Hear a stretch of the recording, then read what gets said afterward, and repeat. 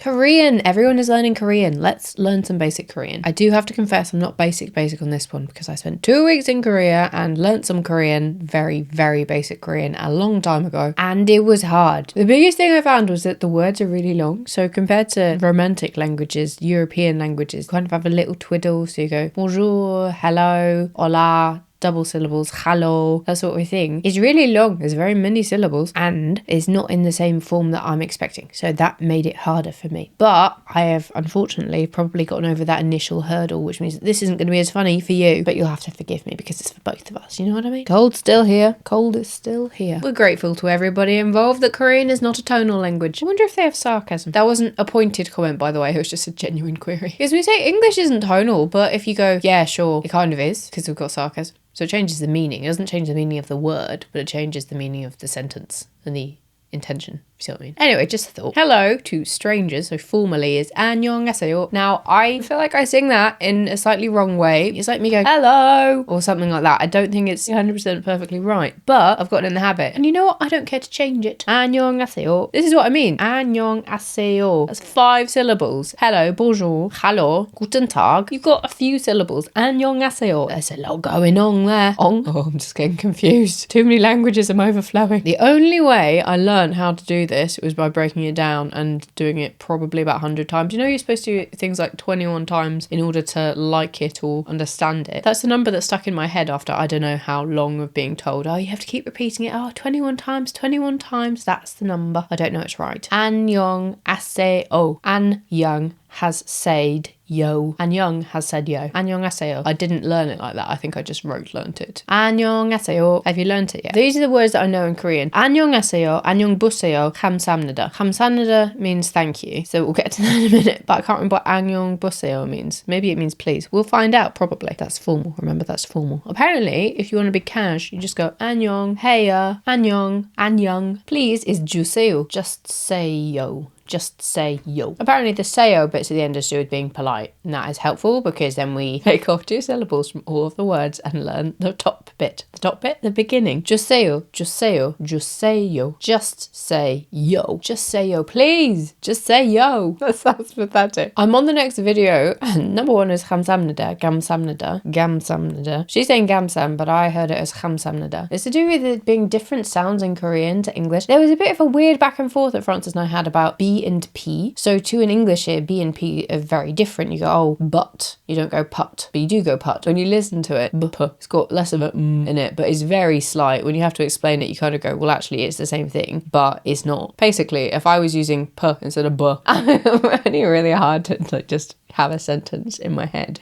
and try to replace all the B's with P's or vice versa. Maybe I did. Maybe I was supposed to say P's with B's. You didn't know because it sounds very similar, even though you can't really explain it. Point is, I can't unhear it because that's something that is very obvious to me. But I failed miserably at explaining this. Try it yourself. Try to switch around with a sympathetic ear. Sympathetic Simba. I actually did it that time. Sympathetic ear. Simba. I was going b. I wish I could do it as ad-lib as I want to be doing it. All of that to say, there are things in Korean and probably every other language that we talk about that are very, very obvious to the speakers of that language, but are very hard to explain to somebody learning it for the first time, because 감사합니다 and 감사합니다, you kind of go, oh, which one is it? Because you've represented it with a G. But they will probably be like, probably. So hard to do. I need to stop doing 2 things. They'll probably be like, that's really obvious. Just do it that way. I have no idea which one it is or why. I've gone down a rabbit hole, but we're going to go back on track. We're going to reroute. It's route, not route. We're rerouting back to where we're supposed to be going, which is 감사합니다. And I will say, in this video, it's got like a second formal version, which is 고맙습니다. Why is it so different? No. Next. I'm telling you now, I'm going to struggle with yes and no. Yes is nay.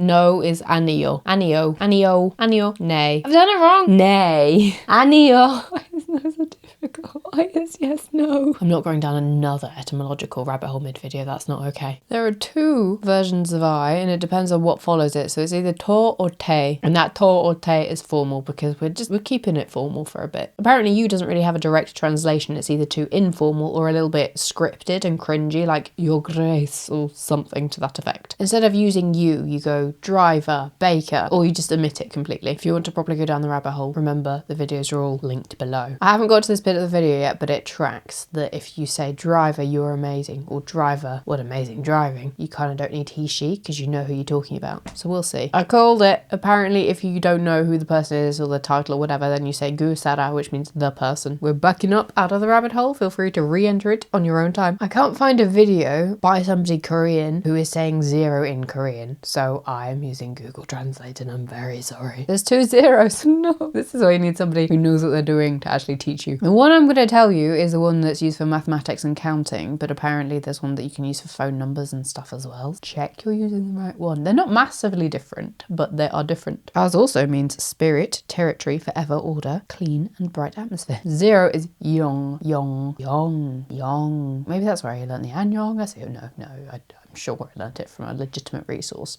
Probably fact checked and everything. Young. That was like young. Young is 0. In the same vein, 1 to 10, we're going to use the ones that is for mathematics and counting and age and stuff. But this is by an actual expert, so watch the video. 1 is hana, which is Japanese for flower. 1 flower, white stick. Hana. I've listened to it again. I'm very confused. 2 is dul, but it sounds very much like he's saying 2, dul, dul, dul. It's very melodic in his voice, so I think I'm just mimicking his voice rather than anything else. Zed, because you've got 3 lines on a Z. Zed, Zed, 3, Zed, Hana, Dul, Zed. Just sounds like I'm chanting now. 4 is net, Zed and net, because I've caught all the numbers up to now. It's getting complicated. No! Dasot, dasot, dasot, dasot.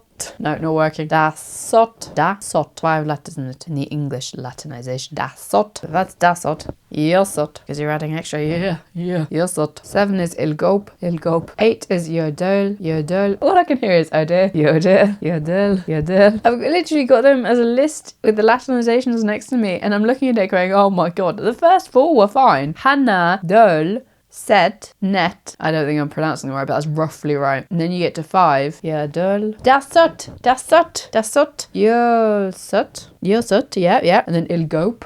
I've just read that off the screen. This is going drastically wrong. Yodel. 9 is I hope it's almost over. 7 and 8, or 5 to 8 in fairness, they're pretty tricky. The problem is I don't have any other foundation. It's such a different language compared to what I'm used to. I am just falling apart at the seams. 10 is Yul, we finally made it. I hope and Yul, we finally made it. The ones in the middle, if I was doing this at school, I would always not always, like I would have to put quite a lot of effort in to remember those. And I know that the whole point of this was me learning the numbers, but my adult brain that's got like 20 things to do, including taking the bins out, is going, you know what, maybe we'll leave it for another time. But the important thing is that we're chipping away at it. We're chipping away in most of the numbers. I know Hana, I've forgotten what 0 is. We're going to move on. According to the internet, South Korea has 2 most popular holidays. It's kind of Thanksgiving and a Lunar New Year. Now, Lunar New Year we've passed, so we're actually going to focus on the Thanksgiving. That's the only logic behind this next one. You can tell I'm not 100% because I was like, oh, Happy Chuseok, because literally just Happy Chuseok. No, it's not. That is the person explaining what the video is about. Chuseok 잘 보내세요. I don't know why I do this to myself. Chuseok 잘 보내세요. So the seo at the end, we're going to remember that. Chuseok because it's Chuseok, as a holiday. Tai is well, according to the video. Thank you very much. 보내세요 is a verb. It's a conjugation of a verb about time. Watch the video. It makes more sense when she actually explains it to you. chuseok 잘 보내세요. I actually got it right on the 보내세요. chuseok 잘 보내세요. chuseok holiday. Thai time. 보내세요. 세요. Pun time. That's a bit of a mangle, but it kind of is sticking it in my mind, which is feeling like we're finally getting back to the normal track of things. Oh my gosh. Goodbye is 안녕히 가세요. Again, we're doing formal, and it's 안녕히 가세요. So 안녕, which is our normal. Then we go 히 가세요 because I'm gonna gas you, and I'm gonna say요 because we're always saying yo at the end because we're being polite. So 안녕히 가세요. That kind of work, but it also is very, very much a mangle, as has been most of this video. Oh my god, that was quite extreme as a difference. I didn't realize quite how much I was relying on the Latinizations of the European languages, but I should have known that, really. I got overly confident because, like, when I was learning German and Spanish, I was like, oh, this is difficult, this is not English. Obviously, that's why you can't just rock up in another country and fully understand what everybody is saying. That's not how languages work. I think I'm gonna have to go back to my comfort zone for the next video, which is probably gonna be Icelandic. Icelandic apparently is the closest to Old Norse, and I feel like I can do that one a bit easier. And then Don't worry, we'll continue our exploration, but we're going to do it slowly because I need to keep the sanity. I am going to have less brain space if they're all 100% difficult all the time. Know yourself, and I know myself. We're going to do it slightly, easing back a bit, and then we're going to continue. And the problem is, because we've got basis now of a language that is further away, then we're going to take over the world. Let me know if I have drastically misinterpreted any of these. I've tried to keep it to the Korean video makers because they know what they're talking about. When it's not somebody who is from Korea, then I'm a little bit skeptical of getting the information from the right source. But there'll be all sorts of like regional differences and so on. So if there's anything that I have drastically misinterpreted, it's probably my fault. So don't worry, it's not their fault. I'm fully accepting the blame on this absolute shambles. Have a great week. See you next time. Bye.